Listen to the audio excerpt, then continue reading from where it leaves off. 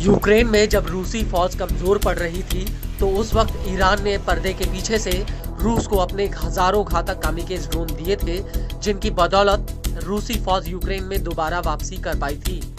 Drones के अलावा Iran पर रूस को मिसाइलें और गोला बारूद सप्लाई करने का आरोप भी लगा था, लेकिन ईरान ने कभी सामने से इन्हें नहीं माना और अब उत्तर कोरिया के तानाशाह किम जोंग उन ने रूस के कुर्स्क में यूक्रेन के खिलाफ लड़ने के लिए अपने 10,000 से ज्यादा सैनिक भेज दिए हैं, जिनकी पुष्टि अमेरिकी रक्षा मंत्रालय ने कर दी है।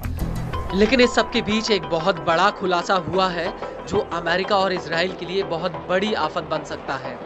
वो ये है कि यूक्रेन की न्यूज एजेंसी की पोस्ट ने अपनी रिपोर्ट में कहा है कि रूस ने अपने सहयोगियों को Sukhoi Su-35S fighter jet supply किए हैं और ये जेट्स अब तेहरान तक पहुंच चुके हैं और उसने ये हथियार ईरान से मिले ड्रोन और गोला बारूद के बदले में पेमेंट के रूप में दिए हैं। पिछले साल अप्रैल 2023 में रूस ने ईरान को 2 दर्जन यानी 24 सुखोई Su-35 लड़ाकू जेट्स देने का कॉन्ट्रैक्ट किया था। हालांकि इससे पहले ये जेट्स मिस्र खरीद रहा था क्योंकि मिस्र ने रूस के साथ $2 अरब की डील की थी, लेकिन बाद में मिस्र ने अमेरिका के डर से ये डील तोड़ दी थी। लेकिन मौके का फायदा उठाकर ईरान ने ये जेट्स रूस से खरीद लिए। लेकिन अब आसमान में अपनी ताकत बढ़ाने के लिए ईरान ने रूस के साथ नया करार किया है। दरअसल रूस ने ईरान को सुखोई 35 की मैन्युफैक्चरिंग तेहरान में करने का लाइसेंस दे दिया है। की पोस्ट के मुताबिक ईरानी पत्रकार हयाल मोआजिन ने यह जानकारी दी है। हयाल के मुताबिक ईरान पहले से ही सुखोई 30 और सुखोई 35 जेट्स की असेंबलिंग के लिए एक प्लांट लगाने की तैयारी में है। हालांकि शुरुआती तौर पर ईरान को पहले से ही मैन्युफैक्चरिंग सब सिस्टम्स, उपकरण और अन्य उपकरण लोकल असेंबलिंग के लिए मिलेंगे। वहीं दूसरी तरफ इजराइल के मेजुजा टेलीग्राम के मुताबिक रूस ने ईरान को 72 सुखोई 35 जेट्स की मैन्युफैक्चरिंग का लाइसेंस दिया है। हालांकि इस लाइसेंस के तहत कितने सुखोई 30 जेट्स मैन्युफैक्चर किए जाएंगे, इस बात की अभी तक जानकारी सामने नहीं आई है।